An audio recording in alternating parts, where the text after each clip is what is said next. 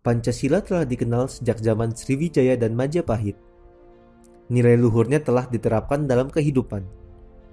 Pancasila sendiri berasal dari bahasa Sanskerta, yaitu panca berarti lima dan sila berarti dasar atau asas. Pancasila berarti 5 asas. Istilah Pancasila terdapat dalam buku Negara Kertagama karangan Empu Prapanca dan buku Sutasoma karangan Empu Tantular, yang artinya adalah berbatu sandi yang 5 atau pelaksanaan kesusilaan yang 5. Sejarah perumusan Pancasila sebagai dasar negara merupakan bagian dari sejarah perjuangan bangsa Indonesia.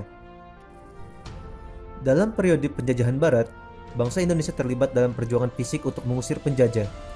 Perlawanan terhadap penjajahan Barat tersebut terjadi hampir di seluruh wilayah Indonesia, tetapi belum terkoordinasikan dengan baik dan bersifat kedaerahan.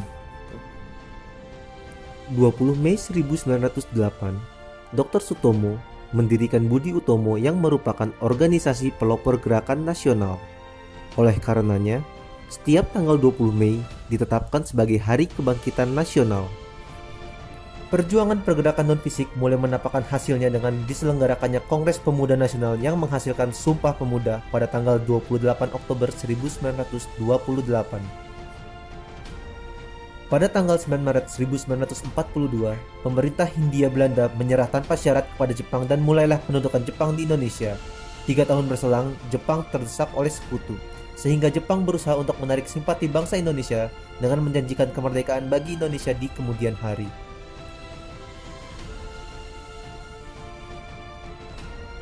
Tanggal 29 April 1945, Jepang membentuk BPUPKI atau Dokuritsu Junbi Chosakai yang diketuai Dr. KRT Rajiman Weddiodiningrat dan beranggotakan 76 orang, termasuk 7 orang Jepang sebagai anggota istimewa.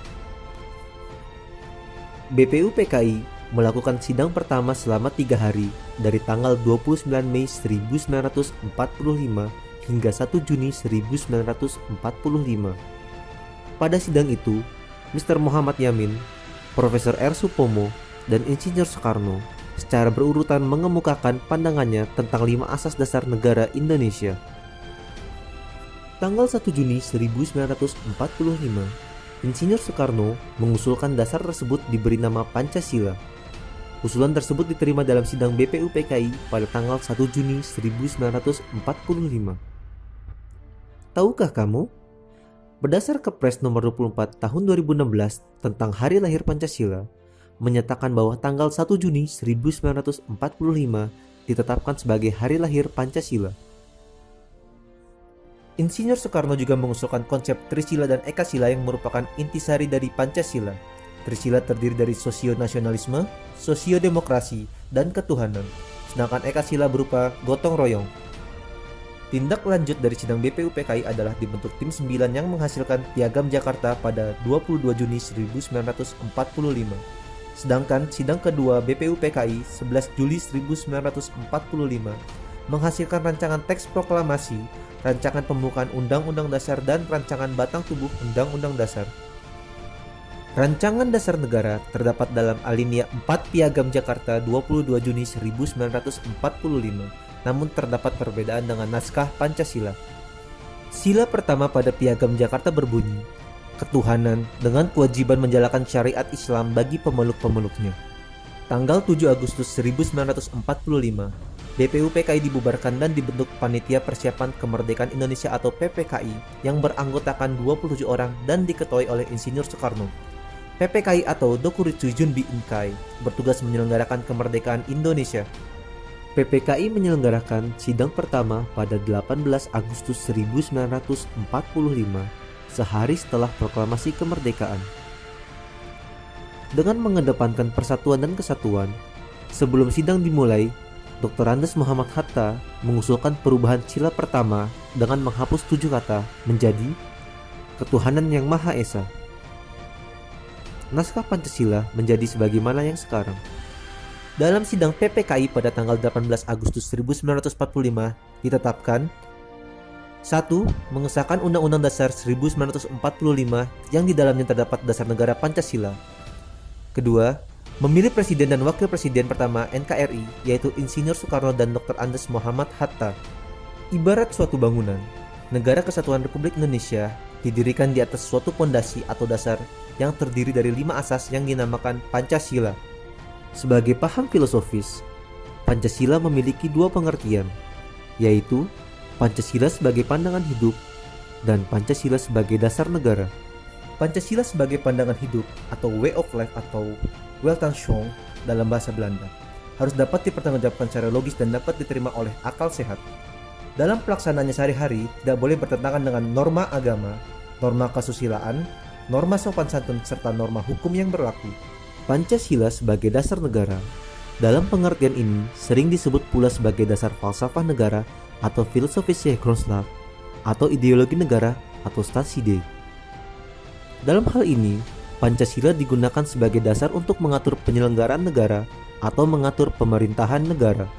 Kedudukan hukum Pancasila selain sebagai dasar negara juga sebagai sumber dari segala sumber hukum negara, sebagaimana tercantum dalam Undang-Undang Nomor 12 Tahun 2011.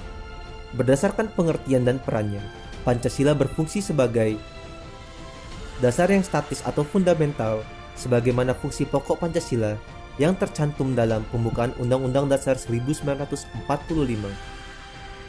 Tuntunan yang dinamis sebagai cita-cita dan tujuan bangsa Indonesia. Ikatan yang dapat mempersatukan bangsa Indonesia, menjamin hak hidup secara layak bagi semua warga negara dan semua golongan tanpa ada perbedaan.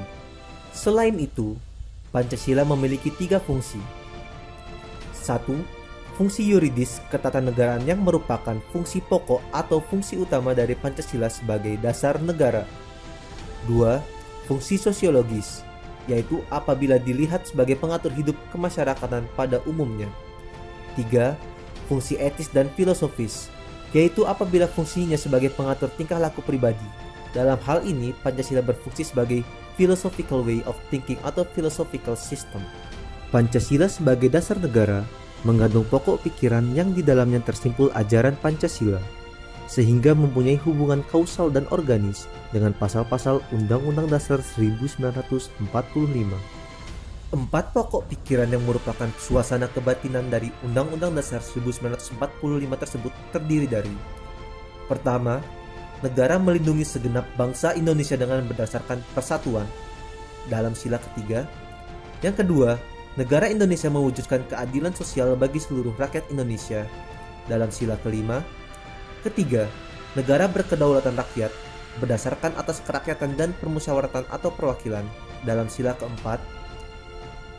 Yang keempat, negara berdasarkan ketuhanan yang Maha Esa menurut dasar kemanusiaan yang adil dan beradab, yaitu sila ke-1 dan ke-2.